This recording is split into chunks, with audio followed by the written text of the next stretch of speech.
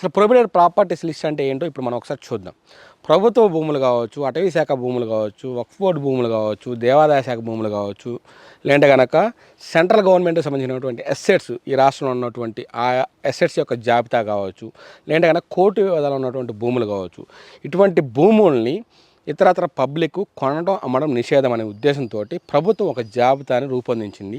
దాన్నే prohibited properties list అంటారు.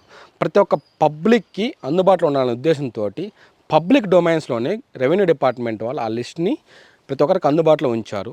కాబట్టి మనం చేయాల్సిందల్లా ఏంటంటే, మనం కొందాం అనుకున్నటువంటి ల్యాండ్ ఎస్సెట్ ఆ జాబితాలో ఉందో లేదో తెలుసుకోవాలి. అదొకటే మనం చేయాల్సిన పని. ఆ జాబితాలో లేకపోతే మీరు 100% సేఫ్ అండ్ సెక్యూర్డ్గా మీ ల్యాండ్ అయితే రిజిస్ట్రేషన్ అవుతుంది. ఒకవేళ అడ్డదారిలో ఆ భూముల్ని మీకు రిజిస్ట్రేషన్ చేయించిన మిడిల్ మ్యాన్స్ మీరు మాత్రం భవిష్యత్తులో నష్టపోతారు. అలా నష్టపోకుండా ఉండాలంటే కనుక మీ ల్యాండ్కి సంబంధించిన కొన్ని బేసిక్ డీటెయిల్స్ ఉండాలి. ఆ డీటెయిల్స్ ఏంటంటే, మీరు కొనబోయేటటువంటి ఎస్సెట్ ఏ జిల్లాలోని, ఏ మండలంలోని, ఏ గ్రామంలోని, ఏ సర్వే నెంబర్లో మీరు కొనబోయే ప్రాపర్టీ ఉందో అటువంటి కనీస బేసిక్ డీటెయిల్స్ కనుక మీ దగ్గర ఉంటే ఇప్పుడు మనం చెప్పబోయే లిస్ట్లో మీరు కంపేర్ చేయొచ్చు. ఇప్పుడు మనం ప్రొహిబిటెడ్ ప్రాపర్టీస్ లిస్ట్ని ఏ విధంగా చెక్ చేయాలో ఒకసారి స్క్రీన్ మీద చూద్దాం. గూగుల్ సెర్చ్లో రిజిస్ట్రేషన్ తెలంగాణ అని చెప్పి మనం ఎంటర్ చేయడంలోనే మనకు ఒక వెబ్సైట్ వస్తుంది. ఆ వెబ్సైట్ని క్లిక్ చేయండి. ఆ వెబ్సైట్ని క్లిక్ చేయడంలోనే రిజిస్ట్రేషన్ డిపార్ట్మెంట్కి సంబంధించినటువంటి వెబ్సైటు. సో ఈ రిజిస్ట్రేషన్ వెబ్సైట్లో మీకు ఫ్రంట్ పేజ్లోనే మీకు ఏంటంటే బ్రౌజ్ అని కనపడుతుంది కదా. బ్రౌజ్ కిందకు వస్తే మనకి ప్రొహిబిటెడ్ ప్రాపర్టీ అని కనపడుతుంది క్రాస్ మార్క్ తోటి. ఈ ప్రొహిబిటెడ్ ప్రాపర్టీని క్లిక్ చేయండి.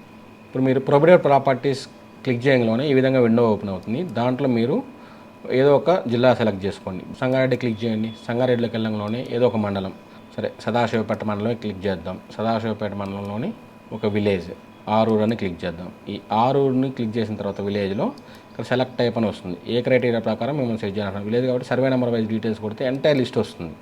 దీన్ని సబ్మిట్ చేయడంలోనే మీకు ఏంటంటే entire prohibited list in Aruru survey నెంబర్లో మీకు లిస్ట్ డిస్ప్లే అవుతుంది.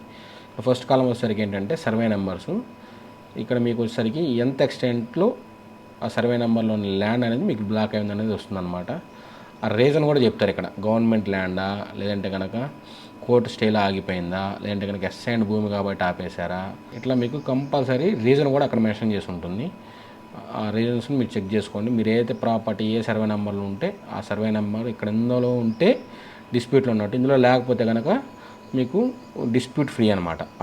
ఇందులో లేని సర్వే నెంబర్లోని అసెట్స్ని కొనుక్కోండి.